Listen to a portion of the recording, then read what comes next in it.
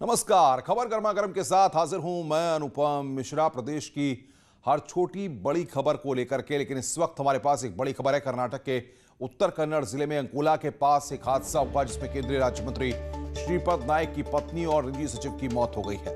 दुखद हादसा हुआ है। शाम 7 बजे उनकी कार हादसे का शिकार हुई जिसमें उनकी पत्नी विजया नायक की मौत हो गई। वहीं केंद्रीय मंत्री श्रीपद नायक समेत 3 लोग गंभीर रूप से घायल हो गए। हादसे के बाद नायक को गोवा शिफ्ट किया गया है, जिसको लेकर पीएम नरेंद्र मोदी ने गोवा के मुख्यमंत्री प्रमोद सावंत से इलाज की उचित व्यवस्था सुनिश्चित करने को कहा है। वहीं पुलिस ने इस मामले में केस दर्ज कर लिया है। दरअसल श्रीपद नायक और उनकी पत्नी 3 दिनों की तीर्थ यात्रा पर थे। रविवार को उन्होंने धर्मस्थल कोल्लूर में पूजा की थी। सोमवार को उन्होंने येलापुर में एक गणपति मंदिर का दौरा किया और गोकर्ण के रास्ते में थे, जहां उन्हें मंगलवार को सुबह पूजा करनी थी, लेकिन उससे पहले उनकी कार हादसे का शिकार हो गई।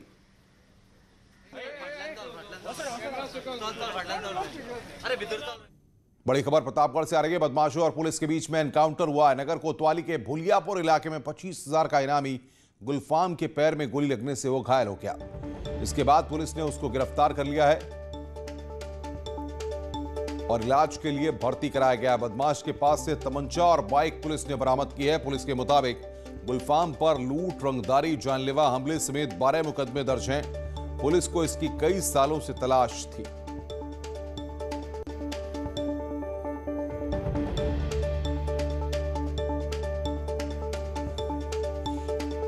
तो प्रतापगढ़ में बदमाशों और पुलिस के बीच में तो जहां पर रहने वाले ठिकानों पर दबिश दी गई पुलिस टीम के द्वारा, तो इसने पुलिस पार्टी पर फायर किया। तो आत्मरक्षार्थ हमारी पुलिस टीम ने चारों तरफ से घेर लिया और इसको पकड़ने का प्रयास किया और ललकारा भी। और यह बदमाश जो है दौरान मुठभेड़ घायल भी हुआ है। इसके पास से एक मोटरसाइकिल भी बरामद हुआ है और एक तमंचा बरामद हुआ है, एक खोखा कारतूस और एक जिंदा कारतूस बरामद हुआ है। इसके साथ जो अन्य साथी हैं वो भागे हुए हैं। उनकी गिरफ्तारी हेतु हमारी टीमें लगी हुई हैं। तो प्रतापगढ़ से इस वक्त की बड़ी खबर। पुलिस ने फिलहाल बदमाश को अस्पताल में भर्ती कराया है। पुलिस और बदमाशों के बीच में यह एनकाउंटर हुआ जिसमें 25,000 का इनामी गुलफाम घायल हुआ है। फिलहाल उसको अस्पताल में भर्ती कराया गया, जिसके पास से तमंचा और बाइक पुलिस ने बरामद की है। इस पर लूट, रंगदारी, जानलेवा हमले समेत 12 केस दर्ज है। बड़ी खबर की बात करेंगे। अजीत सिंह हत्याकांड का शूटर गिरफ्तार किया गया। दिल्ली से मुख्य आरोपी गिरधारी को गिरफ्तार किया गया है। रोहिणी सेक्टर 11 से यह गिरफ्तारी हुई है। पुलिस चेकिंग के दौरान इसकी गिरफ्तारी की गई है। गिरधारी के पास से पिस्टल बरामद की गई है। 1 लाख का इस पर इनाम था। अजीत हत्याकांड का शूटर गिरफ्तार कर लिया गया है। दिल्ली से गिरधारी उर्फ करहिया को गिरफ्तार किया है। न्यूज 18 इस एक्सक्लूसिव खबर को आपको जानकारी दे रहा है। रोहिणी सेक्टर 11 से इसकी गिरफ्तारी की गई है और गिरफ्तारी का वीडियो भी लगातार हम आपकी स्क्रीन पर दिखा रहे हैं। अजीत हत्याकांड का शूटर गिरफ्तार किया है, जिसकी तलाश काफी दिनों से पुलिस को थी। जब से यह हत्याकांड हुआ था तब से लगातार पुलिस को तलाश थी। न्यूज 18 आपको सबसे पहले गिरफ्तारी का वीडियो दिखा रहा है। इन तस्वीरों में आप देख सकते हैं कि अजीत सिंह हत्याकांड का मुख्य आरोपी गिरधारी तस्वीरों में दिख रहा है। जो लाल सर्किल का हम आपको दिखाने की कोशिश कर रहे हैं, उसके बीच में गिरधारी दिखाई दे रहा है।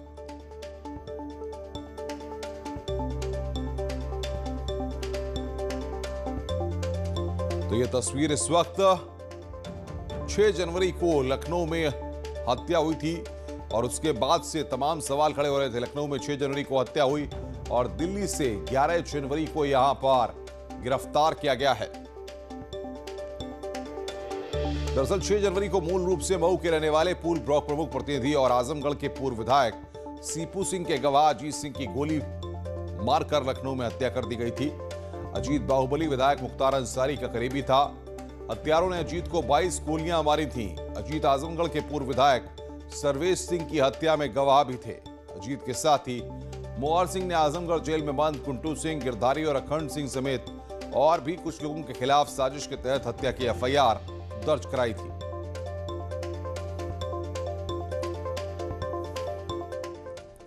आगे बढ़ते हैं। ग्रेटर नोएडा में जहरीली शराब मामले में 3 लोगों की गिरफ्तारी हो गई है। अलीगढ़ का रहने वाला सुरेंद्र शर्मा जो शादरा दिल्ली में रहता है, दूसरा नीरज नागर गौतम बुद्ध नगर के दनकौर का रहने वाला है और तीसरा ग्रेटर नोएडा निवासी शशांक त्यागी को गिरफ्तार किया गया है। इससे पहले रविवार को पुलिस ने बुलंदशहर और ग्रेटर नोएडा में अवैध शराब के खिलाफ छापेमारी की थी। फैक्ट्री कासना में अवैध रूप से चल रही थी, जिसमें 2 लोगों का शव मिला था। पोस्टमार्टम में जहरीली शराब पीने से मौत की पुष्टि हुई थी और बुलंदशहर में कुल 6 लोगों की जहरीली शराब से मौत हुई थी। ग्रेटर नोएडा के कासना में अवैध शराब फैक्ट्री चल रही थी। फैक्ट्री से जहरीली शराब की 36 पेटियां बरामद हुई थी।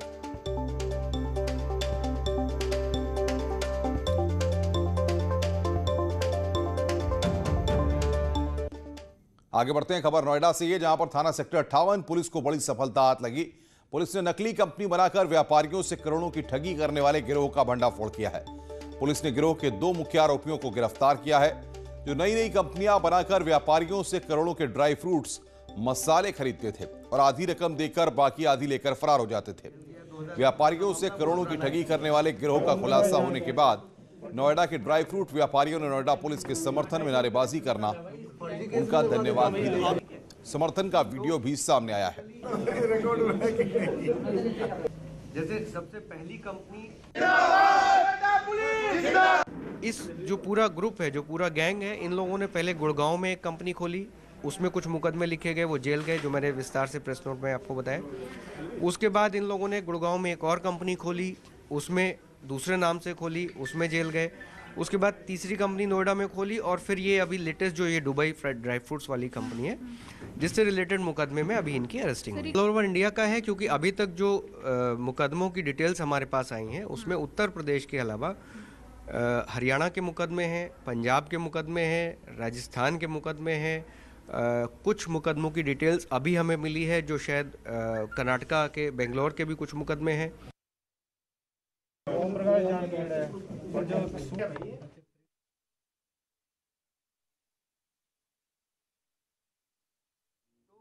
बेसिकली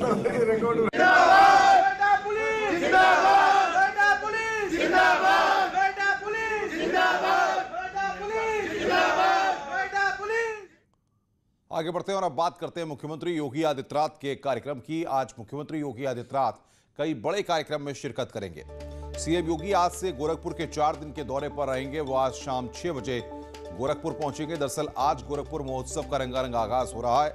उससे पहले मुख्यमंत्री योगी आदित्यनाथ राष्ट्रीय युवा महोत्सव के मौके पर प्रधानमंत्री मोदी के संबोधन कार्यक्रम में वीडियो कॉन्फ्रेंसिंग के जरिए जुड़ेंगे। सुबह 10 बजे मुख्यमंत्री आवास पर कार्यक्रम शुरू होगा। इस मौके पर मुख्य सचिव आर.के. तिवारी और खेल राज्य मंत्री उपेंद्र तिवारी भी मौजूद रहेंगे। 12 से 16 जनवरी के बीच राष्ट्रीय युवा महोत्सव का आयोजन किया जाएगा। इस कार्यक्रम के बाद सीएम योगी कोविड वैक्सीनेशन को लेकर टीम 11 के साथ समीक्षा बैठक करेंगे। इस मीटिंग के बाद सीएम योगी गृह मंत्री अमित शाह के साथ पूंछी कमीशन के संबंध में एक वर्चुअल कार्यक्रम में भी जुड़ेंगे।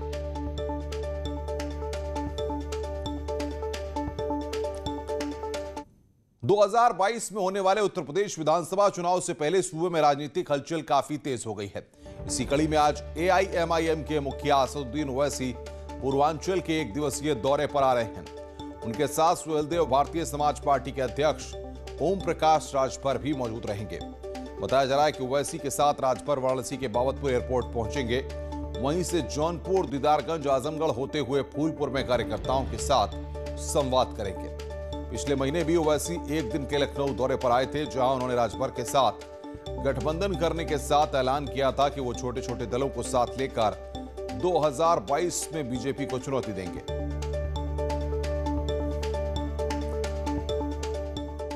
और अब बात कर रहे हैं किसान आंदोलन की, जिस पर आज फैसला आ सकता है। सुप्रीम कोर्ट आज आंदोलन पर फैसला सुना सकता है। कल भी सुप्रीम कोर्ट में इस मसले पर सुनवाई हुई थी। कृषि कानूनों को होल्ड करने की बात कही गई थी। सरकार ले फैसला, नहीं तो हम लगाएंगे रोक, ये बात सुप्रीम कोर्ट ने कही और सुप्रीम कोर्ट ने कमेटी बनाने की सलाह दी थी। तो आज किसान आंदोलन पर फैसला आ सकता है। कल भी सुप्रीम कोर्ट में सुनवाई हुई थी। कृषि कानूनों को होल्ड करने की बात कही गई थी।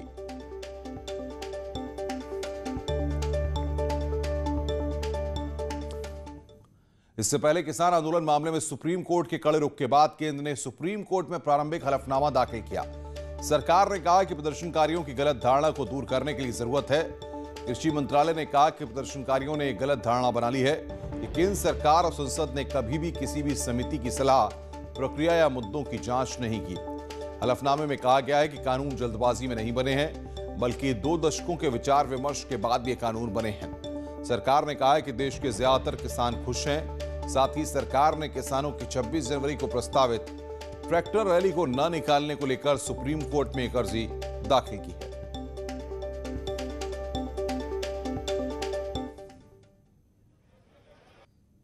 किसान आंदोलन को लेकर सुप्रीम कोर्ट के रुख पर केंद्रीय कृषि मंत्री नरेंद्र सिंह तोमर ने कुछ भी कहने से इनकार कर दिया। उन्होंने कहा कि अभी ये मामला सुप्रीम कोर्ट में पेंडिंग है, इसलिए इस बारे में कुछ भी कहना सही नहीं। उन्होंने कहा कि सुप्रीम कोर्ट का आदेश सबसे ऊपर है और सरकार किसान यूनियन के साथ बात कर रास्ता निकालने की कोशिश की है। 15 जनवरी को फिर बैठक होगी। सरकार की कोशिश है कि ये आंदोलन जल्द खत्म हो। किसानों का मामला और कृषि सुधार बिलों का मामला ये उच्चतम न्यायालय में विचाराधीन है और इसलिए अभी इस पर कोई टिप्पणी करना उपयुक्त नहीं है।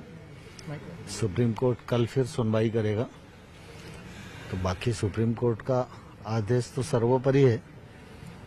भारत सरकार ने किसान यूनियन के साथ अनेक दौर की बातचीत की है और कोशिश की कि रास्ता निकल आए। उन्होंने हरियाणा के सीएम मनोहर लाल खट्टर की सभा में हुए हंगामे की भी निंदा की। किसान नेता राकेश टिकैत ने कहा है कि जब तक समाधान नहीं होगा तब तक डटे रहेंगे।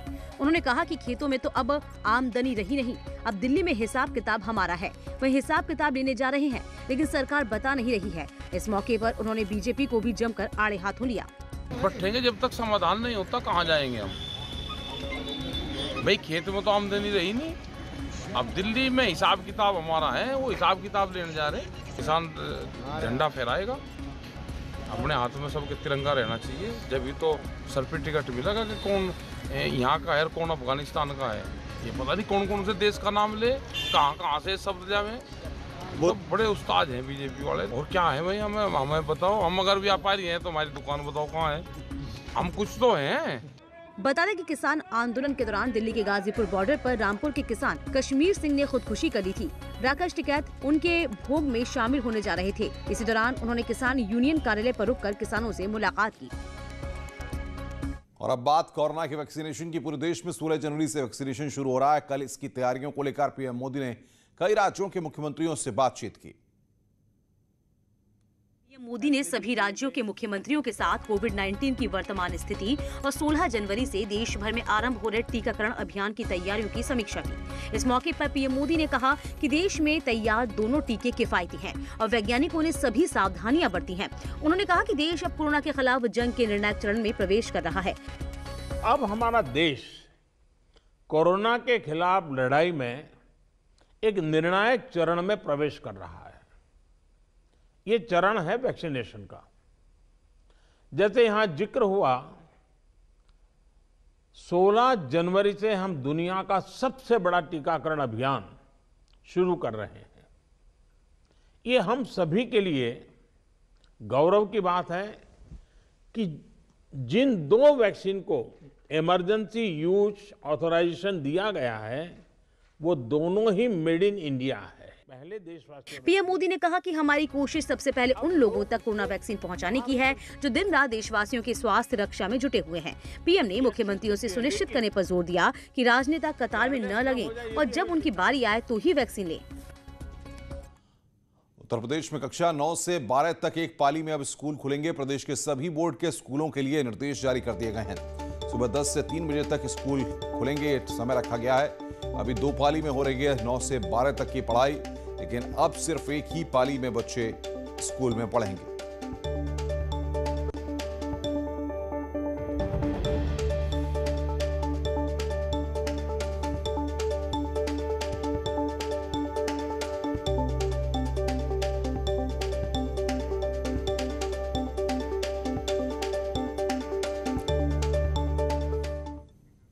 खबरें और भी हैं, फिलहाल रुकना एक ब्रेक के लिए। ब्रेक के बाद जल्द हाजिर होते हैं।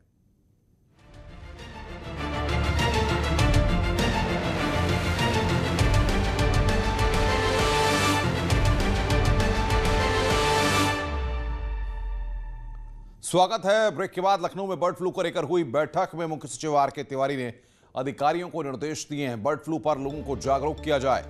विभाग हर दिन की रिपोर्ट तैयार करे। लोग हेल्पलाइन नंबर पर मृत पक्षियों की जानकारी दे सकते हैं। इसके साथ ही मुख्य सचिव ने कहा कि लोगों को यह भी जानकारी दी जाए कि चिकन और मीट को ठीक से पकाकर खाने में किसी तरह का कोई खतरा नहीं।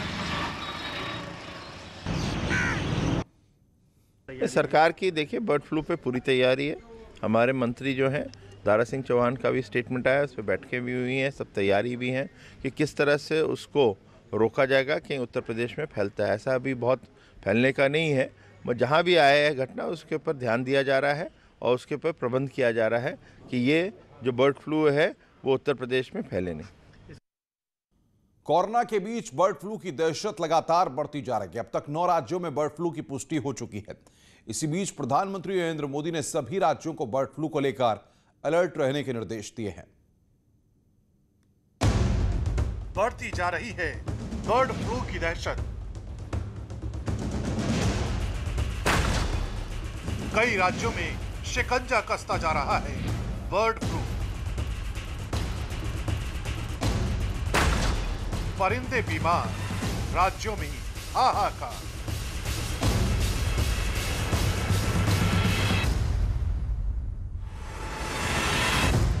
कोरोना काल में बर्ड फ्लू की दस्तक ने देश के कई राज्यों में हाहाकार मचा दिया है।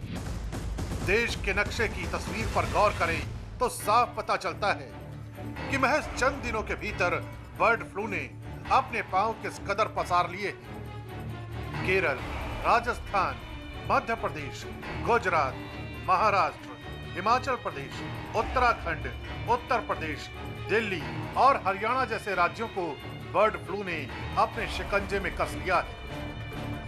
लेकिन सबसे ज्यादा चुनौती इस वक्त देश की राजधानी दिल्ली के सामने है, जहां कौओं और बतखों की बर्ड फ्लू रिपोर्ट पॉजिटिव आई है। दिल्ली की संजय झील में अब सैकड़ों बतखों को खत्म करने के बाद उन्हें दफनाने का काम शुरू कर दिया गया है, क्योंकि यहीं से सैंपल भोपाल भेजे गए थे।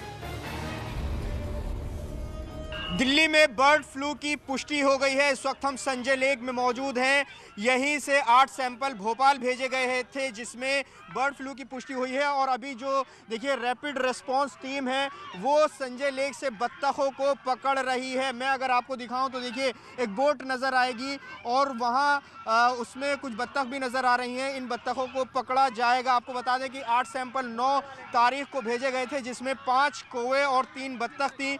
जो उनकी रिपोर्ट है वो पॉजिटिव आई है, मतलब ये कि यहाँ उनमें बर्ड फ्लू की पुष्टि हुई है। सर ये बताइए कि आपको क्या कहा गया बत्तखें पकड़ने के लिए? हमें सर ये कहा गया है आप बत्तख पकड़ के लाओ। अच्छा। फिर हम इनका ट्रीटमेंट करेंगे। अच्छा। अब भगवान जाने वो क्या कर रहे हैं, बत्तखों को मार रहे हैं। यही काम कर रहे हैं? हाँ जी, यही काम करते हैं। हाँ जी। देखिए ये पार्क में काम करने वाली टीम है और देखिए यहाँ पर जो बत्तख मौजूद हैं उनको लगातार पकड़ा जा रहा है। देखिए ये टीम इनको बत्तखों को पकड़ रही है। इस बुलेटिन में फिलहाल इतना ही। आगे देखिए उत्तराखंड की खबरें जीनत के साथ। नमस्कार।